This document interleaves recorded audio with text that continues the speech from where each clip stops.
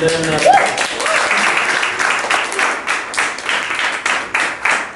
great to be here. It's slightly different because I was coming from the ministries of economic affairs and environmental affairs, then to the embassy, and so sorry I couldn't change. Forgive me. I will give you some background on what's the circular economy, and especially hopefully to trigger you to get this going, because there's a lot of talking, too much talking also today, and my hope is really that you will be triggered, and then I think on Sunday, or there are great ideas and specific ideas to bring this along. I will start with a small movie to show what it is. In Cambodia, half the population is severely anemic because their diet of fish and rice contains very little iron. Iron deficiency is the cause of many health problems and pregnancy complications, like premature births and miscarriages and even deaths. Iron pills are available but are far too expensive, so we needed to find a cost-effective solution. That's when we knew this had the power to change it all. We worked out that cooking with a piece of iron for 10 minutes could provide a family with up to 75% of their daily iron intake.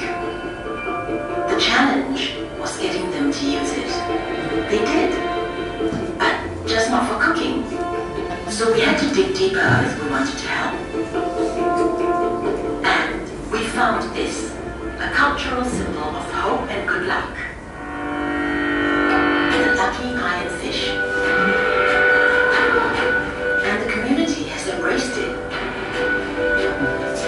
Our team has been going out educating, promoting and encouraging more families to use the iron fish.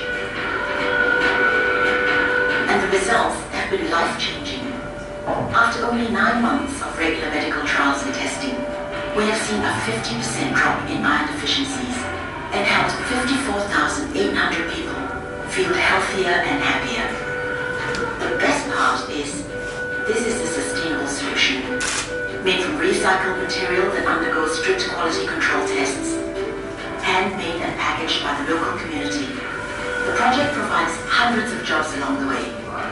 Recently received the stamp of approval from former U.S. President Bill Clinton. The Lucky Iron Fish is now a registered company for good, giving us the power to help millions of families around the world. Let's put a fish in every pot.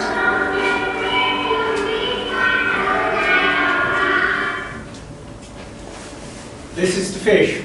So I would say a simple idea. And but the great thing why I like this idea, that it's made of materials we already have, that you can create profit and also have a social impact. So it's about how do we get, very simple, creating profit, social and environmental impact. And that's also what we do, probably about my background at Innoboost. Our key mission is to leaving people on the planet better than we found them. And that's a big mission, of course, but we would like to make it in small steps. And we do this for startups, like I will give you some examples, but also larger corporates. And then it will be more in the form of corporate venturing. So making sure that, because for larger corporates with an existing business model, this is quite a radical change. I would say for you it's easier with a blank sheet. Maybe missing the investments, that's it. This is us, and this is me. This was my venture, and unfortunately it failed. And I had an idea, and my investor was Philips Electronics, on bringing decentralized energy basically to us, to everybody, instead of the energy companies. We had this brilliant idea. It was a designer who started this, and he just asked me to bring it to the market and say, wouldn't it be great if everybody can generate his own energy, so we become independent of the oil companies, of the energy companies, and also monitor our energy. That would be great. And that we have enough energy to use this for a small domestic household. unfortunately failed, but the good news is that the Tesla has now ideas like that. Google Nest is in there, so fortunately it went further. Now I would like to explain you what's basically the circular economy, so keep in mind for the coming days, and that hopefully triggers what it really is.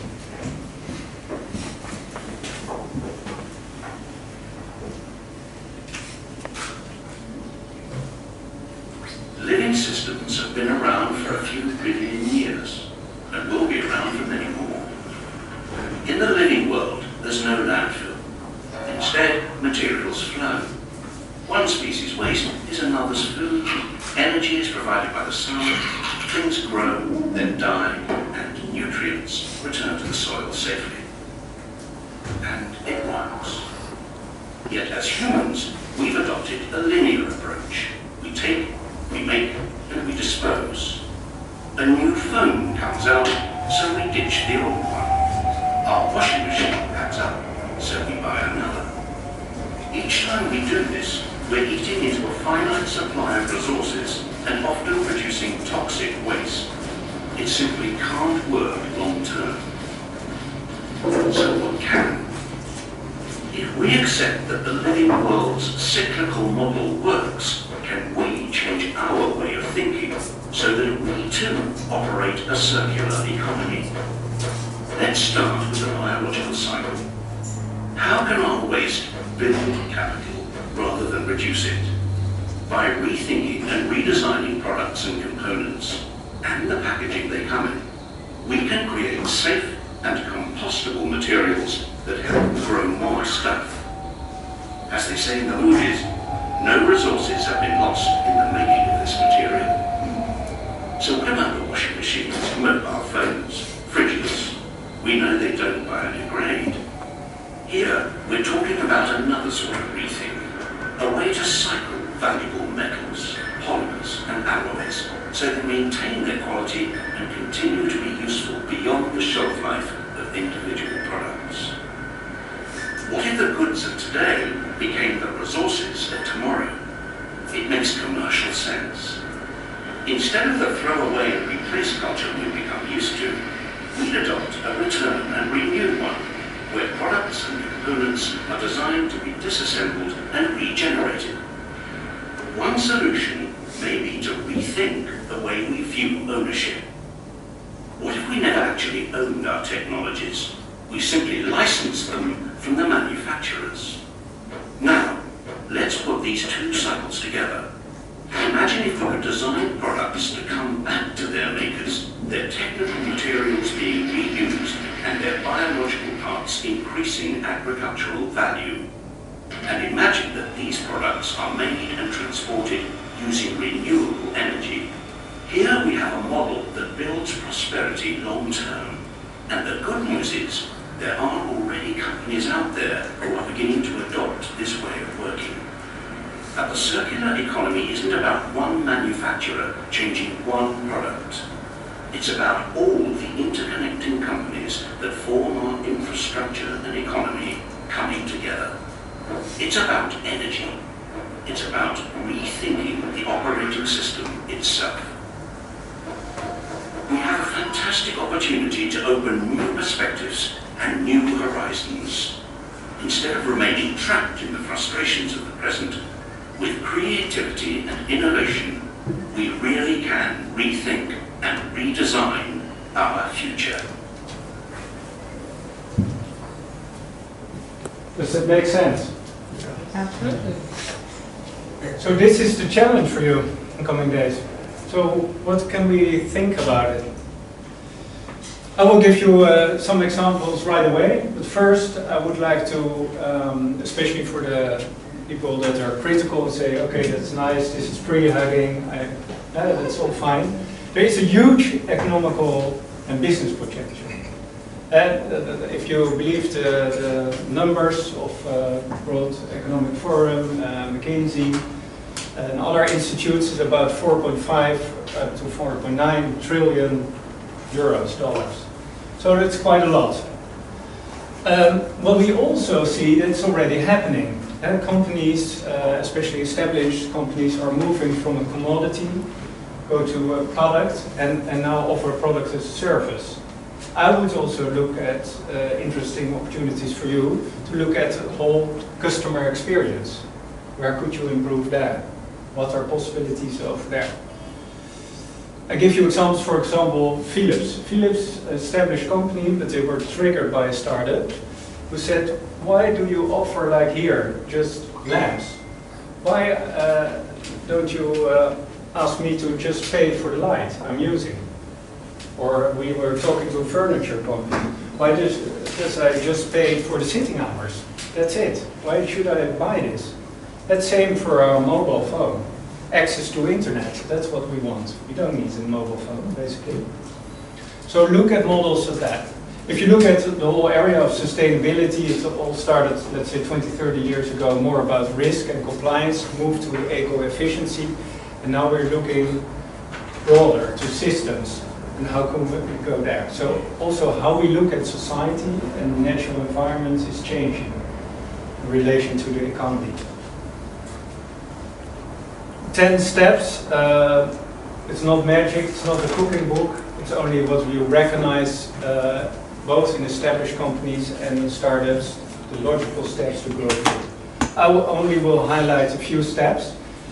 But examples on the right hand, like Peerby sharing platform in the Netherlands, Grow, Machines, they're all startups. And on the other hand, Axel, Philips, and more multinationals. So I would like to focus on three elements: circular business models to inspire you, to trigger you, how to experiment. I guess you already know. So that's doing prototyping, learning from that, but it's the way also to test your circular ID. And then one about leadership, to give you a model maybe to start with your team. So what we all learned, this is Gunther Pauli from the blue economy, is that we have to compete in a traditional economy. The bigger the slice of the pie we can take, at the cost of others, the better. That's nonsense, too traditional. So I also trigger you, I would like to invite you to look, how can I collaborate, even with people who would see you as a competitor. This is Scott. I met him 7 years ago. He's a product designer. Really great designs, he won awards, but he was always saying, okay, I would like to design in for circularity. But what I often hear from people like product managers or marketeers, sales guys, it's too expensive, it will add cost. I say, that's nonsense. As you all know, you start at the customer, and how can you create value for the customer? What we want, like in the examples of the mobile phone or the chairs or the light, we would like to have the access to the benefit. We don't want to buy the benefit, to own the benefit. Is that really necessary? Same for products. Give you an example, and it's now a scale-up, it was a startup when we started, Fresh Air. What they have is a technology to quickly heat and cool and have a good air like in buildings like here. So it's heat and cooling. They wanted to sell their technology to installers, because it was a replacement of heating or cooling. But they found out that it didn't work. And then we said, okay, who could be your customer? So for who would this benefit of heating, cooling and fresh air be interesting? So we found out it could be interesting for schools. Because of course we want a good environment for children to learn and also for the teachers. So we learn better. But it would also shift their business model, because schools don't have any money. They barely have money for books, for teachers, unfortunately. So why don't we sell fresh air for them? And we keep ownership of the technology, we do the installation, the maintenance, everything, and you just pay for the air. Other example, Figa. Do you know it? It's baby clothing. I know. You know, okay. I will show you how they do it. Figa is the founder of a unique new concept that introduces organic, reusable children's clothing on subscription. We want to end the throwaway society and invite you and your child to be part of our new community. We make soft, organic children's clothing in sizes that fit your child. When it no longer fits, we'll send you a new bigger bag. And the clothes that your child has outgrown, you'll just return it to us. In every bag you'll find lots of lovely clothes designed by me and produced with pure organic wool and cotton. When the clothes are returned, we do a quality inspection, and after a visit to a professional eco-labeled laundry, they are ready to be sent off to a new child. And if you choose to dress your child in vegan, don't worry about harmful chemicals. We would never use them. It takes 3,000 liters of water to produce a baby jumpsuit. That's the same amount of water one person uses over a whole month. The production also emits around 7 kilos of carbon dioxide, which is the same amount produced by a car on a 55-kilometer drive. But because Vega circulates clothing between at least 5 families, you are reducing your child's water consumption and carbon footprint by up to 80%. Jeg er enormt overrasket over, hvor let det er. Der har ikke været nogen problemer med forhold til bestillingerne, og tøjet kom før, end jeg selv havde afleveret det, vi var i gang med at bruge. Jeg kan godt lide den der fællesskabsfølelse af. Det er at modtage tøj, som andre babyer har været i. Jeg synes, det er hyggeligt, der følger en historie med hvert lille stykke tøj. With the bigger subscription, you have given your child a head start towards a sustainable future. Join us, sign up for our newsletter at bigger.us. Other example, Porsche. They had second-hand cars, and they were, okay, what can we do with that? We look at, because we get the cars back. And what appeared that especially men were very interested in driving a car like that, or a certain type of men, I would say. And to make it affordable, they said, okay, why don't we share with people in the neighborhood? So, and like you're living next to each other in Hong Kong, why not share a car? You get access to it and you just use it whenever you go. You pay by mileage. Other examples, now just introduced to Volvo.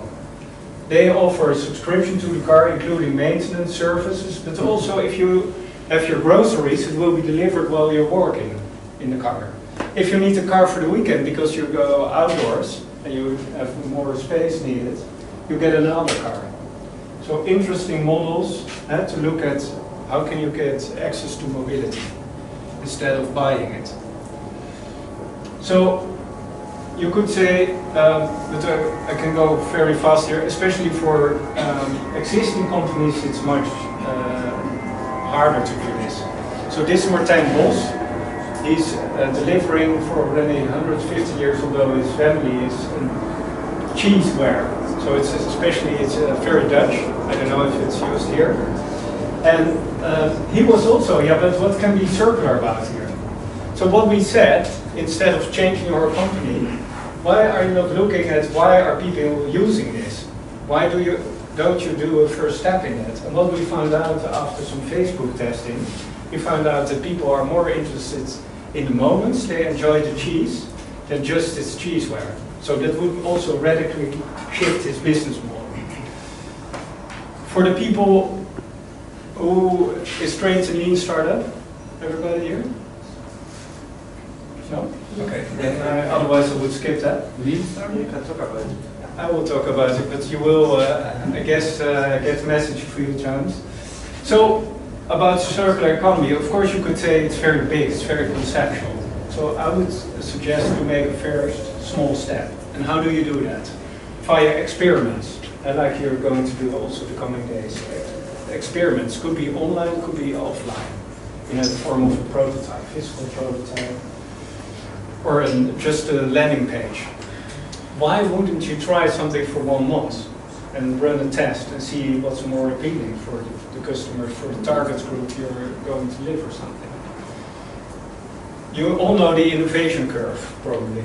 And you're thinking about here, most of the people, with an idea. At the end, this is the product introduction and really towards scaling up.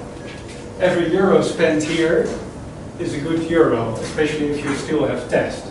if you down the road find out that your product is not a success, it was a very costly adventure. Nice to experience, but you didn't deliver. So what we say, try to experiment as much as possible in the beginning. And it's going to be very easy. I will show you an example. First of all, you start, of course, with your assumptions. In your team, and you know the discussion, you have a lot of assumptions about the market, about who your customers are, about your business model, etc., etc. So you just write them down. Then you're looking at what are my most riskiest assumptions. So if we have this assumption wrong, then it would have a major impact on our business or potential business.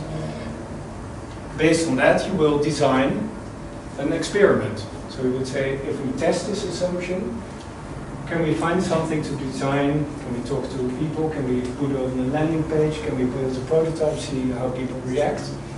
And after the reactions, we will learn, of course, and improve. And this is what we do all the time on the curve I showed you. For example, Mud Jeans in the Netherlands, they lease jeans. So you just pay a monthly subscription. I have Mud Jeans. I pay a monthly fee, €750. And they were interested to see how can we make leasing more attractive over ownership, because they saw that only a niche market was interested in. Most of the people just want to own their jeans. They love their jeans, they live in their jeans. So what they said, okay, how can we move to a more bigger scale market, to the mass? So we said, okay, let's do an A/B test. On one side, they thought, okay, is it more interesting to show that sustainability can be fun? The other side, so that was the B option, is the community with lifestyle tips more fun? Who thinks A? What was the click-through rate higher on A when we put an ad online? Raise your hands, please. The rest voted on B? Yeah? Yeah, the wisdom of the crowd. So that was indeed the winning concept, so the winning proposition. Although Mud Jeans, the team thought it was A, so it wasn't. And this just cost you a Google ad, Facebook ad, that's it, and measure the click-through rate. It's very easy done. Other example, larger example, but it's more for established business. A big bank in the Netherlands was building what they call circular pavilion. And while they're building, they also invite a lot of people to experiment. They approached the elevator company that would deliver that in their specs. They said, we want 2 elevators for our buildings, left and right. Then the elevator company came back to them and they said, no, we only will deliver 1 elevator. And by the way, you're only going to pay for the vertical movements. That's it. And we keep ownership on the elevator, we keep ownership on the maintenance, installation, etc., etc. So I think a great example that you can also look at more established. Last example, interface. What they did, they used old fish nets that were dumped in the sea in the Philippines. And they used, together with Econil and company in Italy, the yarns. They could get out of the fish nets, and they made carpets of that, delivering that also in office spaces, etc. So very smart to do that together, to collaborate. And they were also in the testing phase, startup phase, and now gradually starting up after that. Last point, it all starts with leadership. All nice talks, but at the end you have to take your commitment, your responsibility, and say, let's do it. How can you do it? So it's a very easy exercise you could do with your team and saying, you start with your inner circle, your personal. So what's your relevance to a circular or more sustainable economy or what? Why should I do that? What should I do that? Then the next circle would be private. So your family, friends, how do they connect to this subject? Then we go to your work, what you're doing, how you earn your money, or organization in, and then you go also to the partners. So who you're collaborating with, or potentially collaborating. Why would the circular economy or a more sustainable economy more interesting? And what can we do about it? And the last part is, of course, the impact on the people, society, and the environment. And it's very quick exercise. You can do it with post-its and just put it for yourself, your team, see where your common clusters are. And that could be maybe the first spark for an idea if you don't have an idea yet or want to do some ideation. Okay, so it's basically, I think, up to you to start. If you have any questions, I will be here the coming few hours. There are free tools on our website, innoboost.nl/tools, so you can download it, you can read something about it, examples. Please use it, and let's start, I would say. That's it. Thank you.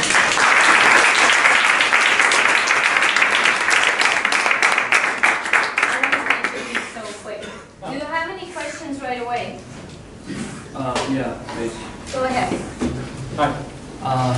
What do you think about circular economy in the food industry, and what experiences do you have, and what's your general vision about that, or is there some startups doing that, doing their work in that field, or just making food circular or waste management or something like that? I'm really interested. Spot on. You take one of the most like fashion impactful industries where there's a lot of food waste. Yes. 40 to 70% we waste, depending on the country.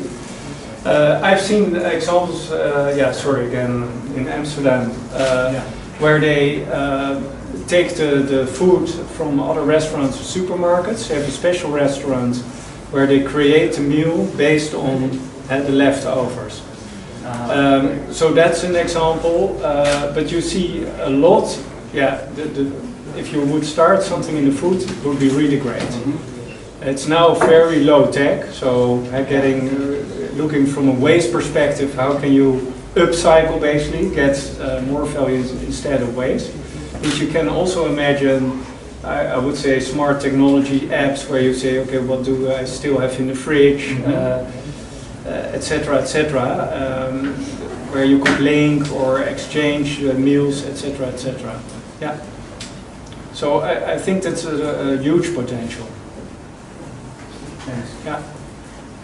I actually also have a question. So most of the examples what we hear, and now I'm not an expert in this, when I started organizing the events, and the program, like let's say 4 or 5 months ago, most of the examples what you get are very similar and are from the Nordics, right? Do you have any examples from, let's say, developing countries where there is actual need to do circular because you don't have any resources to spend?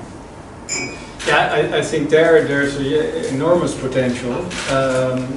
If you look at Africa and India and emerging markets, there's quite a lot of potential because they really look at more from a resource scarcity point of view, which is a very good point of view. Here we have, enough. It seems to be that we have enough, and there you take what you have. So your starting point will be like, okay, what's scarce basically, and how can we create something out of that? So another is that mostly we see, again, Nordics taking this approach and transitioning with also with the public sector, right? So now Estonia, during the EU presidency, has taken a big priority to circular economy, and this hackathon is actually happening because of this. So we have a great support from the Ministry of Environment. Yeah. So what would you suggest us now to do, like next steps? I would suggest, because I talked to the Ministry of Environment and Economy, I think they still approach it very much from a waste perspective, and what I saw in the diagram showed more the eco-efficiency, productivity. I would challenge you to come with ideas, because they don't take that yet, to look at more from an innovation perspective. So how can you create value? And not only looking from an waste, sustainability, can we use a little bit less, more energy, or things like that. So looking beyond that. I think that's a good suggestion because even though the Ministry of Environment is not today present here, then their big message to us in the hackathon also is that they have open doors to innovative solutions. So basically they are expecting from here some good ideas, what they could pilot. Estonia is such a small country still that we could pilot with some interesting new ideas, and then the ministry would support this. Yeah. Yeah, they told me as well. Yeah, I think this is quite a great playground. Yeah, to test. Well, thank you. Okay.